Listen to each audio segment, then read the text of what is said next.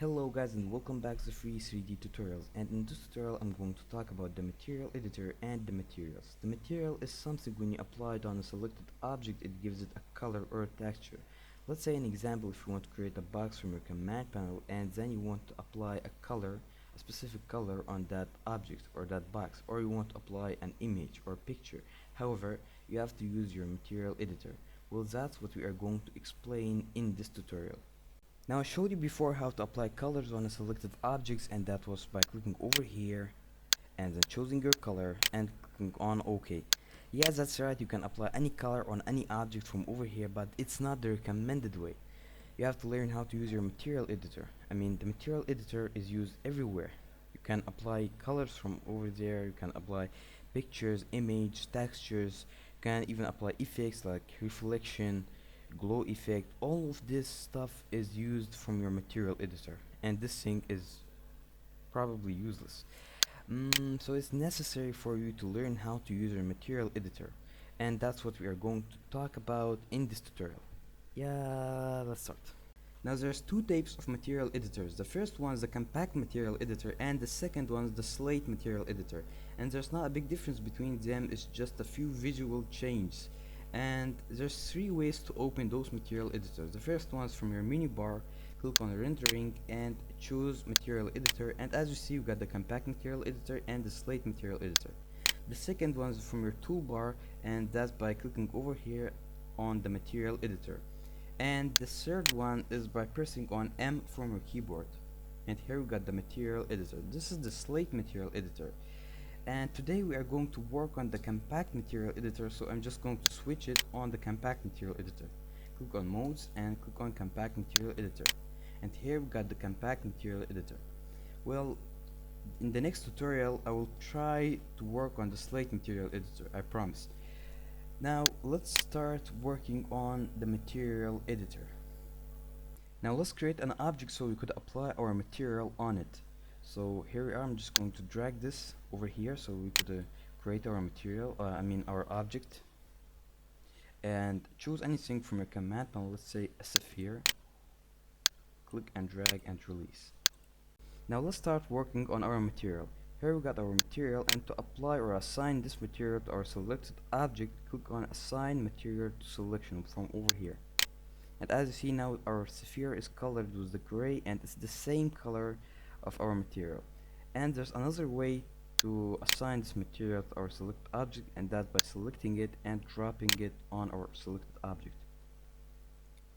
Now to color our material, click over here in diffuse and choose the color that you want. Let's say red, and click on OK. And as you see now, once we select our object, you'll see that our object is red. But once we take a look at the other viewports, like this one, which is the wireframe, we'll see that the object is still green. That's because our object was colored with the green color from over here, and this is gonna change your wireframe color. If you choose a red right now, the wireframe will be colored with the red, and this maybe helps when you got a lot of objects and you're confused what to select how. This maybe can help. Now let's get back to our material editor.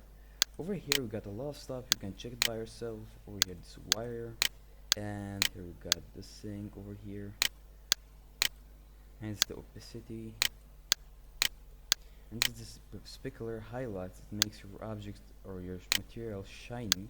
As see, this is the glossness. You can control them from over here. However, all the stuff you can check it by yourself and control them. And now let's get to the important part, how to apply an image on this material.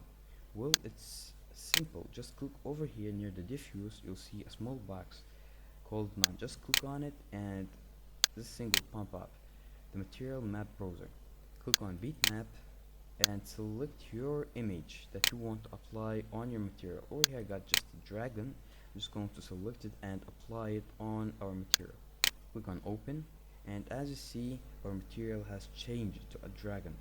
Now let's get back to our material editor with the normal way. Just click over here and click on 01 default, or the default one. And the reason is, which is why our material we applied the material on our sphere, but it's not showing me the dragon that I applied on our real material. That's because we have to click over here, show standard map in viewport.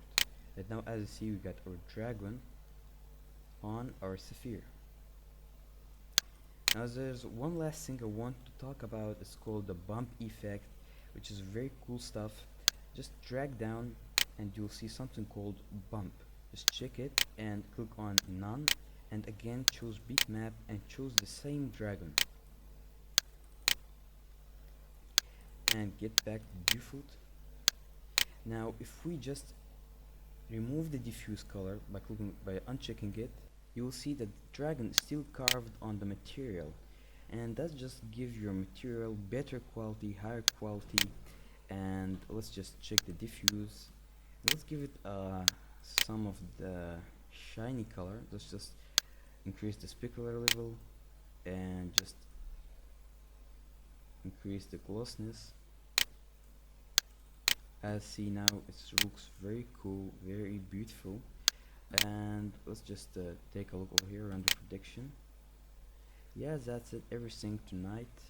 Thank you for watching. Subscribe for more tutorials.